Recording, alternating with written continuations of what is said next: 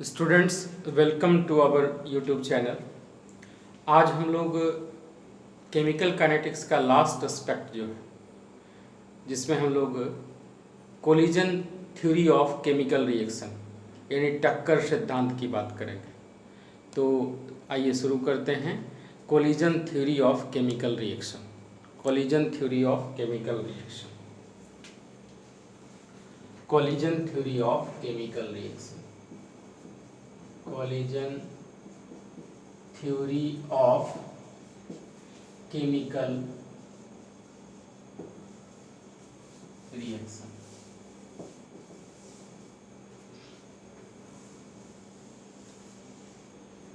इसके बारे में सबसे पहले मैक्स स्ट्राउस और विलियम लीविस नाम के साइंटिस्ट थे, उन्होंने दिया था। गिवन बाय, प्रोपोज्ड बाय लिखेंगे, proposed by Max Strauss and William Lewis. Max Strauss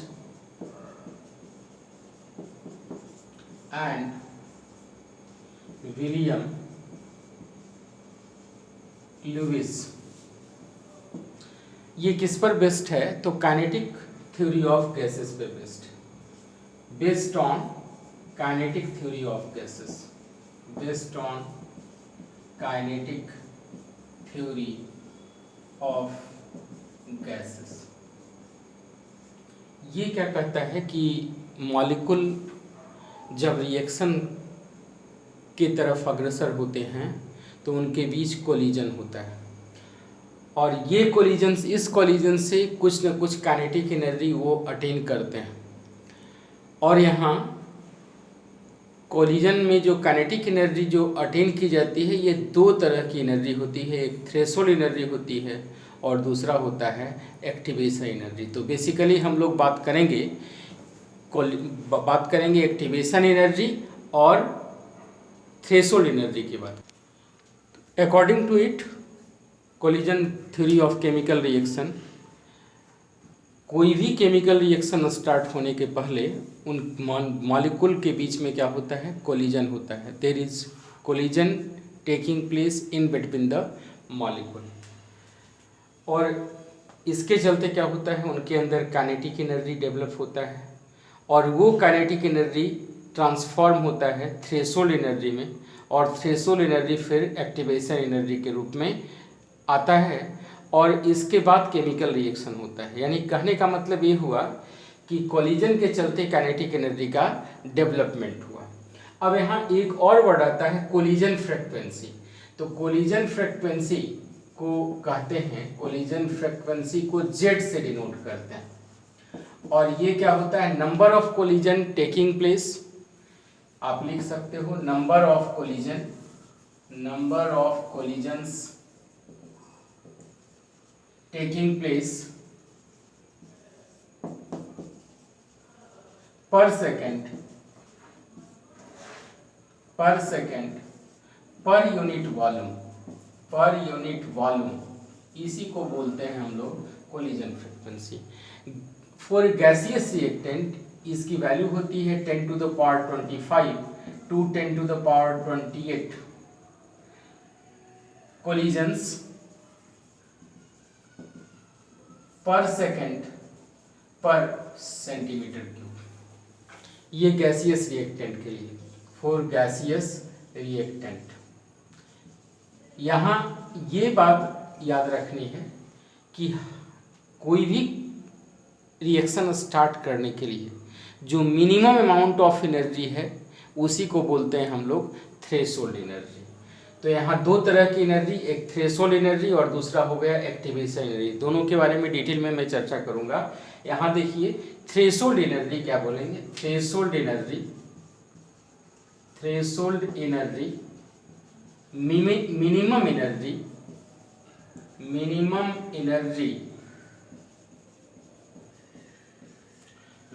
which is possessed by molecule, which is possessed by molecules to start the chemical reaction। To start the chemical reaction. लेकिन activation energy क्या होगा? Activation energy जो effective collision, ये जो आया threshold energy आया, किसके चलते आया? इफेक्टिव कोलिजन के चलते आया। इफेक्टिव कोलिजन को शुरू किया। और एक्टिवेशन एनर्जी कहेंगे क्या कि जिस एनर्जी से रिएक्टेंट प्रोडक्ट के रूप में कन्वर्ट हो जाए उसको क्या बोलेंगे? Activation energy. तो एक्टिवेशन मॉलिक्यूल का एक अपना कॉमन एनर्जी है, एवरेज एनर्जी है। तो दोनों को डिफ्रेंशिएट करते हुए हम एक्टिवेशन एनर्जी पर आते हैं कि क्या है एक्टिवेशन एनर्जी। एक्चुअली जब मॉलिक्यूल कोलाइड करते हैं तो only a small fraction of molecule possessed such type of energy जो कि प्रोडक्ट के रूप में कन्वर्ट होता है, उसी कोलिजन को बोलते हैं इफेक्टिव कोलिजन। तो यहाँ दो वर्ड आया कि इफेक्टिव कोलिजन स्टार्ट होने के लिए जो एनर्जी चाहिए उसको क्या बोलते हैं? Threshold energy. तो दो तरह की एनर्जी, एक हो गया एक्टिवेशन एनर्जी। एक्टिवेशन एनर्जी इसको क्या बोलेंगे? Minimum extra amount of energy, energy of activation या activation energy minimum amount of extra energy possessed by the reactant molecules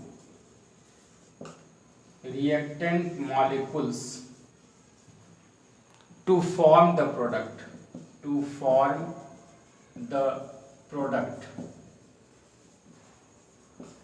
इसको क्या बोलेंगे?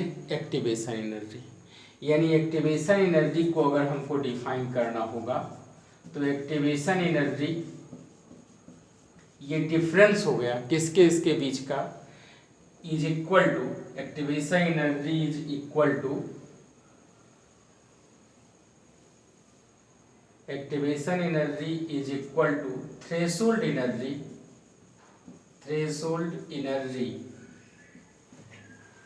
Minus average energy of molecule.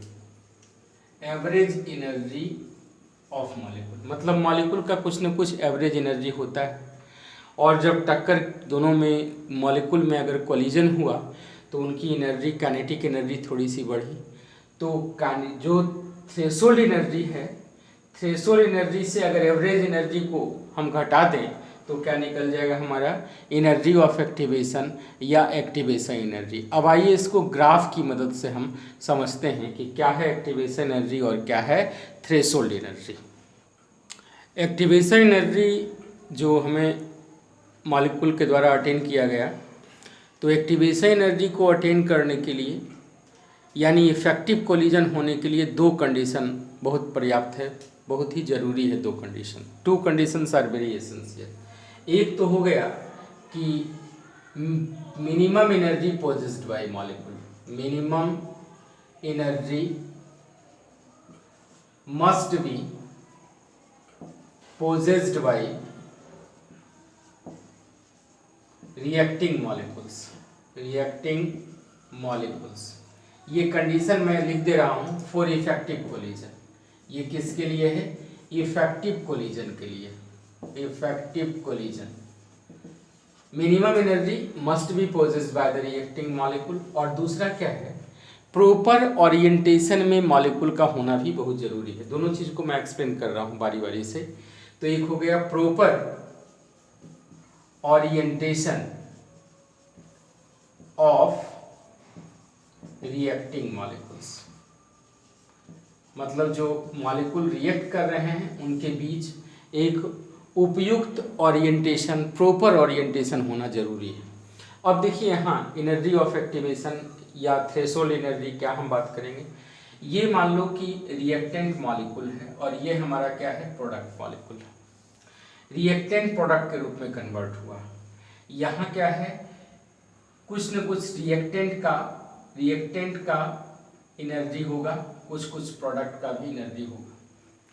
यहाँ क्या है कि एनर्जी ऑफ एक्टिवेशन का मतलब हो गया ये थ्रेशोल्ड एनर्जी, ये टोटल क्या कहलाया, थ्रेशोल्ड एनर्जी। तो एक्टिवेशन एनर्जी या एनर्जी ऑफ एक्टिवेशन को हम लोग डिफाइन करते हैं, मैथमेटिकली इसको एक्सप्लेन कर सकते हैं। Threshold energy, threshold energy minus average energy, average energy. तो ये क्या हो गया हमारा, ये हो गया एक्टिव एनर्जी ऑफ एक्टिवेशन, ये क्या कहलाया हमारा, एनर्जी ऑफ एक्टिवेशन। और जब आप निकालोगे, ये जाहिर है कि रिएक्टेंट की एनर्जी ज़्यादा है प्रोडक्ट से, डेल्टा एच का वैल्यू क्या आएगा, निगेटिव आएगा। डेल्टा एच निगेटिव है, इसका मतलब ये जो ग्राफ है ये किसका है, एक्सोथर्मिक रिएक्शन का ग्राफ। ये एक ग्राफ डिनोट कर रहा है एक्सोथर्मिक रिएक्शन को डिनोट कर रहा है। ये रिएक्शन सबसे पहले होगा तो इसको बोलेंगे energy of activation for forward reaction. ये बाद में हो रहा है रिएक्शन, इसको बोलेंगे energy of activation for backward reaction. तो यहाँ देखिए डेल्टा एच का वैल्यू क्या आया, निगेटिव आया। डेल्टा एच कैसा है, निगेटिव है। ये जो एनर्जी और यहाँ टाइम के वर्सेस जो ग्राफ हम या रिएक्शन प्रोसीडिंग का जो ग्राफ निकाले, ये कैसा है, रिएक्शन प्रोसीडिंग का जो ग्राफ है ये कैसा है, ये एक्सोथर्मिक रिएक्शन के लिए है। अगर एंडोथर्मिक रिएक्शन की बात करेंगे, अगर एंडोथर्मिक की बात करेंगे तो यहाँ दूसरा ग्राफ आएगा और फिर हम लोग प्रॉपर ओरिएंटेशन की बात करेंगे। अगर एंडोथर्मिक रिएक्शन की बात करोगे तो ग्राफ कुछ इस तरीके से आएगा।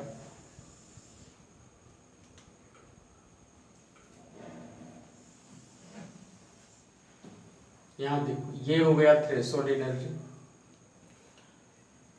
यहाँ डेल्टा एच वैल्यू क्या आ जाएगी, डेल्टा एच वैल्यू यहाँ पर डेल्टा एच जो आएगा वो क्या होगा, पॉजिटिव होगा, यानी एंडोथर्मिक रिएक्शन है। यहाँ एनर्जी और यहाँ हम ले लें reaction proceeding, reaction coordinates, reaction proceeding कर दें, रिएक्शन प्रोसीडिंग यानी टाइम को ये नोट कर रहा है। ये क्या हो गया, थ्रेशोल्ड एनर्जी हो गया, और ये क्या है हमारा एनर्जी ऑफ एक्टिवेशन है। और यहाँ जो कॉम्प्लेक्स बना इसी को बोलते हैं हम लोग एक्टिवेटेड कॉम्प्लेक्स, एक्टिवेटेड कॉम्प्लेक्स। तो देखिए ये हो गया एनर्जी ऑफ एक्टिवेशन और थ्रेशोल्ड। थ्रेशोल्ड एनर्जी क्या है, minimum energy just to start the reaction, और एक्टिवेशन एनर्जी है कि उस एनर्जी बैरियर को क्रॉस किया जिससे क्या है रिएक्टेंट इफेक्टिवली कन्वर्ट हो गया प्रोडक्ट में, उसको क्या बोलते हैं, एक्टिवेशन एनर्जी बोलते हैं। अब यहाँ हम लोग एक्टिवेशन एनर्जी कौन कौन से फैक्टर हैं उस पर हम लोग बात करेंगे। तो factors which influence the activation energy, कौन कौन से फैक्टर हैं जिस पर एक्टिवेशन एनर्जी डिपेंड करता है। जैसे फैक्टर्स, कौन कौन से factor, factors on which energy of activation depends. पहला हो गया नेचर ऑफ रिएक्टेंट, पहला है nature of reactant, nature of reactant. Reactant का नेचर, सबका बॉन्ड एनर्जी अलग अलग होता है, सबके बॉन्ड भी अलग अलग होते हैं, बॉन्ड एनर्जी भी अलग अलग होगा, जो प्रोडक्ट बनेगा वो भी एनर्जी क्या होगा, डिफरेंट होगा। तो ये नेचर ऑफ रिएक्टेंट पे डिपेंड करता है एक्टिवेशन एनर्जी। जिस रिएक्शन का एक्टिवेशन एनर्जी की वैल्यू कम होगी वो रिएक्शन क्या होगा, बहुत ही फास्ट होगा। इसकी चर्चा हम लोग रेट कांस्टेंट में भी किए थे कि बहुत सारे ऐसे फ्री रेडिकल मैकेनिज्म वाले रिएक्शंस होते हैं जिनकी एक्टिवेशन एनर्जी नेग्लिजिबल होती है, reactions are very instantaneous, spontaneous in nature. और दूसरा क्या है, कैटलिस्ट का प्रभाव, presence of catalyst, presence of catalyst. Catalyst दो तरह के, एक क्या हो गया पॉजिटिव कैटलिस्ट, दूसरा क्या हो गया नेगेटिव कैटलिस्ट। ये है हमारा एनर्जी ऑफ एक्टिवेशन। अब अगर मान लो कि यहाँ अगर कैटलिस्ट यूज कर लें, तो कैटलिस्ट यूज करेंगे तो कैटलिस्ट क्या करेगा, इसके एक्टिवेशन एनर्जी को कमा देगा। पॉजिटिव कैटलिस्ट, पॉजिटिव कैटलिस्ट क्या करते हैं, पॉजिटिव कैटलिस्ट एक्टिवेशन एनर्जी को कमा देंगे। जब एक्टिवेशन एनर्जी कमेगा यानी थ्रेशोल्ड एनर्जी की वैल्यू भी कम होगी। मान लो आपको क्वेश्चन अगर पूछे कि by the presence of catalyst which energy will be lowered.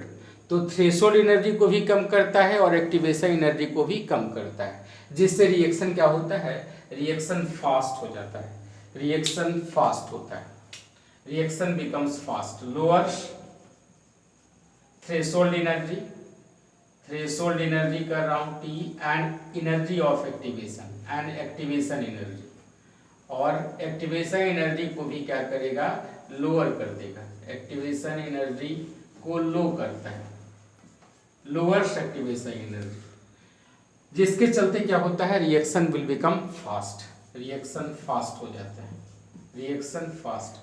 अब यही मान लो अगर नेगेटिव कैटलिस्ट की बात करें, जो कैटलिस्ट रिएक्शन को रिटार्ड कर दे, तो वो क्या करेगा, थ्रेशोल्ड एनर्जी को ही बढ़ा देगा और क्या करेगा, एक्टिवेशन एनर्जी को बढ़ा देगा। जैसे मान लो कि अगर यहाँ इसकी बात करें तो ये हो गया, ये एक्टिवेशन एनर्जी आया in presence of positive catalyst, और अगर मान लो निगेटिव कैटलिस्ट लेंगे तो इसके एक्टिवेशन एनर्जी को क्या करेगा, और बढ़ा देगा। तो निगेटिव कैटलिस्ट एक्टिवेशन एनर्जी को बढ़ाता है, पॉजिटिव कैटलिस्ट एक्टिवेशन एनर्जी को घटाता है। अब नेक्स्ट हम लोग बात करेंगे proper orientation of the molecule. ये कोलिजन सिद्धांत का लास्ट एस्पेक्ट हो गया कि कोलिजन थ्योरी में प्रॉपर ओरिएंटेशन का क्या इंपॉर्टेंस है। आइए उस पर हम लोग चर्चा करें, प्रॉपर ओरिएंटेशन ऑफ मॉलिक्यूल्स। अब हम लोग प्रॉपर ओरिएंटेशन की बात करें तो मॉलिक्यूल का इफेक्टिव कोलिजन होने के साथ साथ होने के लिए क्या चाहिए कि एक मिनिमम अमाउंट ऑफ एनर्जी, और दूसरा क्या है, proper orientation of the molecule. एक आर्बिट्री रिएक्शन की बात करें कि HI आपस में मिलकर क्या बना रहा है, 2HI डिसोसिएट होकर हाइड्रोजन और आयोडीन बना रहा है। तो देखो मान लो कि HI मॉलिक्यूल एक इस तरह से है, HI इस तरह से है, ये दोनों आपस में कोलाइड किए, बना क्या, HI एक एक्टिवेटेड कॉम्प्लेक्स बनाया। लेकिन क्या है, ये प्रॉपर ओरिएंटेशन नहीं है। तो ये प्रॉपर ओरिएंटेशन चूँकि नहीं है तो यहाँ प्रोडक्ट का फॉर्मेशन नहीं हुआ। तो ये लिखा जाए इसमें improper orientation, improper orientation, improper orientation के चलते यहाँ no product will be form, no product will be form. इसके चलते क्या हो गया, no product will be form. अब मान लो दूसरा जहाँ प्रॉपर ओरिएंटेशन है, HI ये क्या किए, आपस में कोलाइड किए, ये देखो कोलिजन। अब ये कोलिजन के फलस्वरूप ये एक्टिवेटेड कॉम्प्लेक्स बनाया, एक्टिवेटेड कॉम्प्लेक्स जो बनाया, ये आसानी से क्या होंगे कि हाइड्रोजन और आयोडीन में क्या हो गए, टूट गए। तो हाइड्रोजन आयोडीन में टूटा, क्यों टूटा, क्योंकि यहाँ प्रॉपर ओरिएंटेशन था, मॉलिक्यूल का प्रॉपर ओरिएंटेशन था, और प्रॉपर ओरिएंटेशन के चलते यहाँ प्रोडक्ट का राइट फॉर्मेशन हो गया, प्रोडक्ट इज फॉर्म। तो ये देखो केमिकल रिएक्शन के लिए एनर्जी के साथ साथ ओरिएंटेशन ऑफ द मॉलिक्यूल ये भी क्या है, इम्पॉर्टेंट है। Okay, thanking you all. I think you must like this video and also try to share and subscribe it. Thanking you all.